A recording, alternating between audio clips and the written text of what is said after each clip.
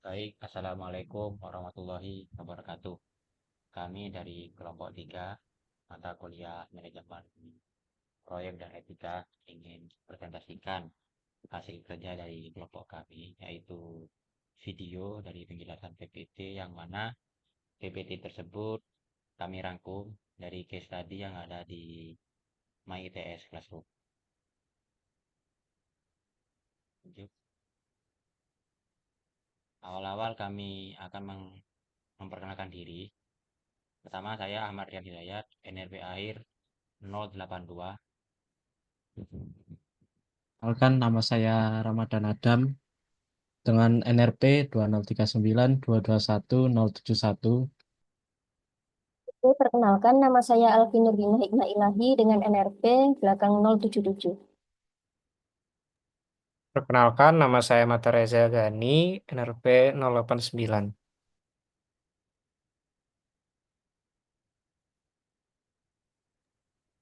Apa itu Lamborghini?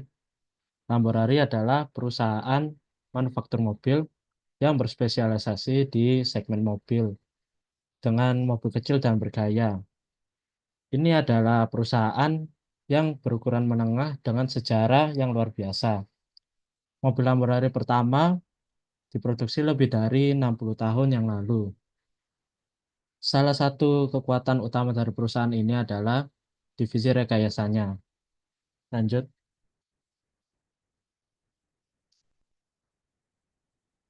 Untuk pelanggan yang membeli Lamborghini sangat puas.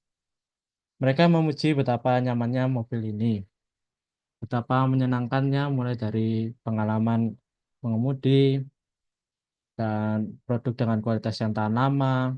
Lalu kerusakan yang terjadi pada mobil sangat jarang, sehingga banyak pelanggan yang tidak berpaling dari produk mobil perusahaan dari ini.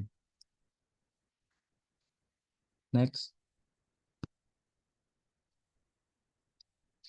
Dalam beberapa tahun terakhir, Lamborghini telah mengalami penurunan penjualan, meskipun tingkat kepuasan pelanggan sangat tinggi. Penyebab utama adalah pasar yang sangat kompetitif dan masuknya pemain-pemain baru. Tren penurunan dan penjualan ini mengkhawatirkan sehingga manajemen puncak mengadakan perjalanan bisnis selama 3 hari untuk fokus pada isu tersebut dan memutuskan apa yang harus dilakukan sebelum terlambat. Next. Baik, untuk strategi pemasarannya.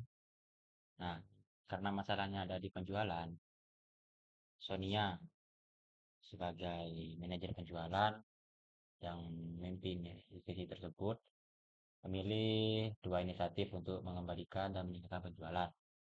Yang pertama adalah kampanye iklan yang bermitra dengan agen perjalanan terkemuka yang berfokus pada segmen pasar kelas atas.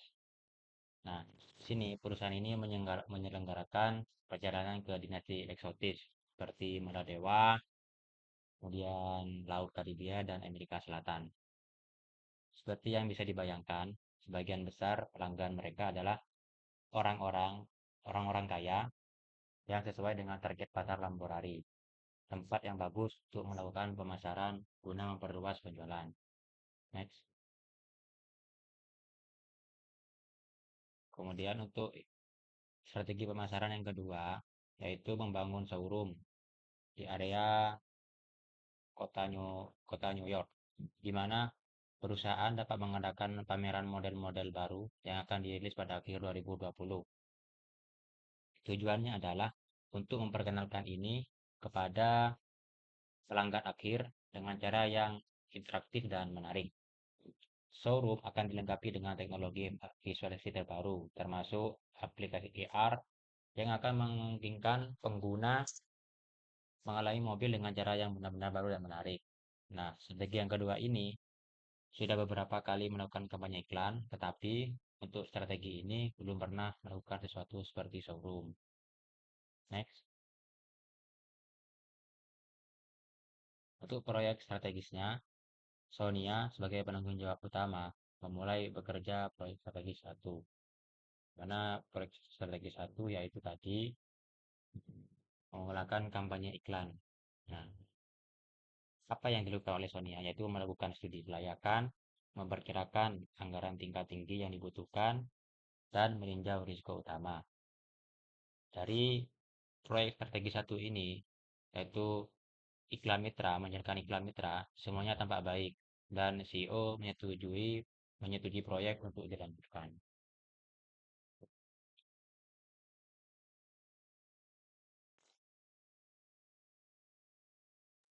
Lalu untuk proyek strategi yang kedua, ini Sonia bekerja sama dengan seorang analis bisnis muda yang bernama Ray, di mana Sonia ini telah mengirimkan proyek karakter beserta studi bisnis dan materi pendukung lainnya.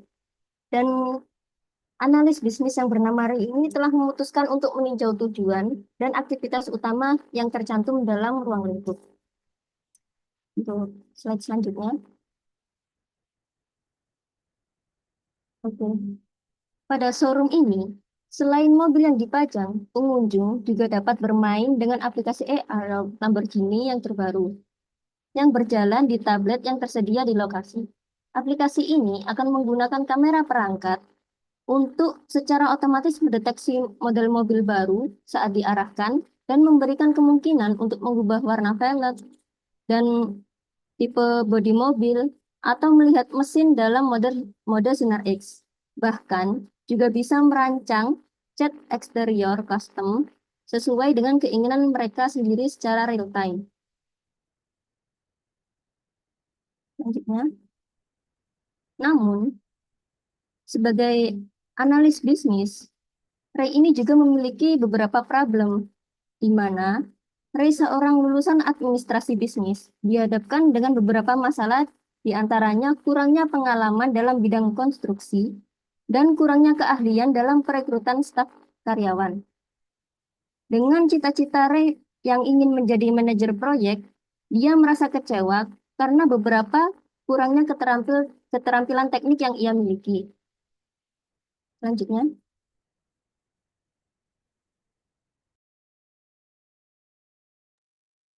Selanjutnya ada having trust in Ray. Di sini Sonia memberitahu Ray bahwa peran manajer proyek adalah mampu mengelola pekerjaan apapun dengan bantuan para ahli di setiap bidang. Seorang manajer proyek yang baik harus belajar dengan cepat dan beradaptasi, tetapi cukup menjadi ahli dalam satu hal saja, yaitu manajemen proyek. Ray menjelaskan dengan sangat menyesal bahwa dia tidak bisa menjadi manajer proyek untuk proyek ini. Dia menjelaskan analisisnya dan bahwa dia jelas kekurangannya, keterampilan teknik, SDM, dan sebagainya.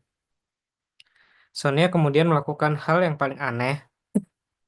Dia tertawa dan berkata, "Kamu salah besar, akan menjadi manajer proyek dan kamu memiliki keterampilan yang dibutuhkan." Nextnya, reconfidence. Ray percaya diri yang lama hilang, mulai kembali ke Ray. Tapi konstruksi itu hal baru. Jadi dia meminta informasi lebih lanjut untuk Sonia menjelaskan bahwa vendor sudah dipilih. Ray hanya perlu menghubungi mereka dan menyepakati tanggal mulai. Sonia di sini mengingatkan Ray untuk tidak terlalu menganggap remeh, terutama semua tugas yang ada seperti 6 mobil yang harus diproduksi. Lalu selanjutnya, untuk menambah keterampilan Ray sebagai manajer proyek, Sonia udah mendaftarkan Ray kursus 365 Project Management. Kursus ini akan memulai dari nol dan secara perlahan membimbing semua hal yang harus dilakukan manajer proyek dalam proyek apapun. Lalu selanjutnya ada the positive thinking of Ray. Di sini Ray menarik napas dalam-dalam, membuang pikiran negatif dan tetap berpikir positif, serta mulai mempelajari praktik terbaik dalam manajemen proyek. Oke, sekian dari kelompok kami. Wassalamualaikum warahmatullahi wabarakatuh.